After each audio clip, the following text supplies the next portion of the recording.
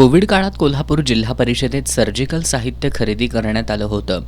यामध्ये गैरव्यवहार झाल्याबाबत कोल्हापुरातील विश्वजित जाधव, गौरव पाटील आणि जितेंद्र यादव यांनी मुंबई उच्च न्यायालयात याचिका दाखल केली होती. या संदर्भात 1 ऑक्टोबर रोजी मुंबई उच्च न्यायालयात सुनावणी झाली. सुनावणी दरम्यान सरकारी वकिलांनी 30 ऑगस्ट 2024चा चौकशीचा अहवाल न्यायालयात सादर केला. कोल्हापूरचे पोलीस अधीक्षक या प्रकरणाच्या चौकशीचं सुपरविजन करतायत. या प्रकरणाची व्याप्ती मोठी असल्यानं चौकशीसाठी आणखी 6 आठवड्याच्या कालावधीची त्यांनी मागणी केली. दरम्यान सुनावणीवेळी अर्जदारांच्या वतीनं काम पाहणारे ॲडव्होकेट जयंत बारदेसकर यांनी जिल्हा परिषदेच्या आरोग्य विभागातून 100 फाईल्स गहाळ झाल्याचं उच्च न्यायालयाच्या निदर्शनास आणून दिलं. या सर्व फाईल्स गहाळ झाल्याबाबत पोलिसांनी याची गांभीर्यानं दखल घ्यावी असं न्यायालयानं सांगितलं.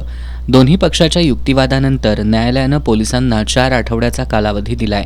चौकशी दरम्यान काय काय प्रगती झाली याबाबत सरकारी वकिलांनी 21 ऑक्टोबर रोजीच्या पुढील सुनावणीवेळी माहिती देण्याविषयी देखील न्यायालयानं सांगितलंय.